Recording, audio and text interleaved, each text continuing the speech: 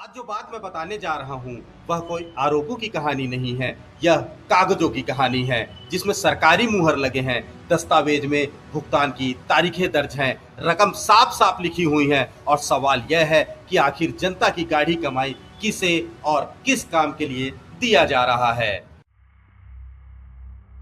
नमस्ते, सुशांत गौतम नाम है हमारा। सबसे पहले इस नाम पर ध्यान दीजिए, हरिओम फिल्म्स।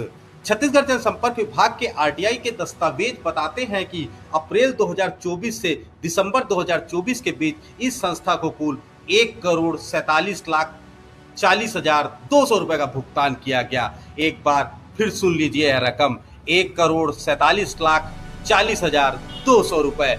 यह सोचने और चिंतन का विषय है कि आखिर यह कंपनी कौन सी फिल्म बना रही थी, किस प्लेटफॉर्म पर इसका प्रसारण हुआ, जनता ने इसे कहां देखा और यह कंटेंट क्या था। यह बड़ा यूट्यूब चैनल दिखाई देता है, ना कोई सक्रिय सोशल मीडिया की उपस्थिति और ना ही किसी बड़े प्रसारण का सार्वजनिक रिकॉर्ड। अगर यह कंपनी सरकारी प्रचार फिल्में बना रही थी तो वह फिल्में आखिर कहां चली, किस चैनल पर चली और कितनी बार चली। दस्तावेज में भुगतान तो दिखाया गया है, लेकिन काम का सार्वजनिक सबूत आखिर कहां है। इसके बाद आते हैं दूसरे एडवर्टाइजिंग कंपनी पर, विनायक एडवर्टाइजिंग।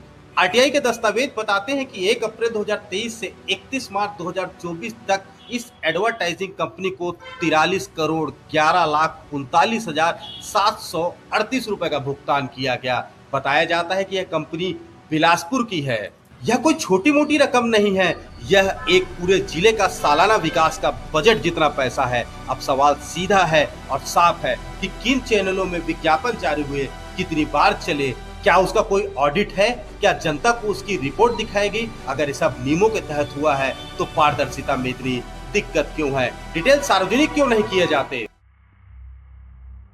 इन सबके भी सबसे चौंकाने वाला हिस्सा सामने आता है। अक्टूबर 2024 से दिसंबर 2024 के बीच मात्र 3 महीने में जनसंपर्क विभाग ने 67 न्यूज टीवी चैनलों को कुल 18,57,33,166 रुपए का भुगतान कर दिया। इसमें ऐसे टीवी चैनल भी शामिल हैं जिनका छत्तीसगढ़ में जमीनी अस्तित्व दूर दूर तक का नहीं है। वहीं इनमें से कुछ दूसरे राज्यों के क्षेत्रीय चैनल हैं और कई नाम ऐसे हैं जिनके बारे में आम जनता और दर्शक ने शायद कभी सुना भी नहीं होगा। अब सवाल यह नहीं कि विज्ञापन क्यों दिए गए, सवाल यह है कि क्या इन चैनलों की व्यूअरशिप डेटा सार्वजनिक है, क्या यह साबित है कि विज्ञापन वास्तव में प्रसारित हुए, क्या स्थानीय चैनलों को प्राथमिकता मिली या कागजी नेटवर्क को।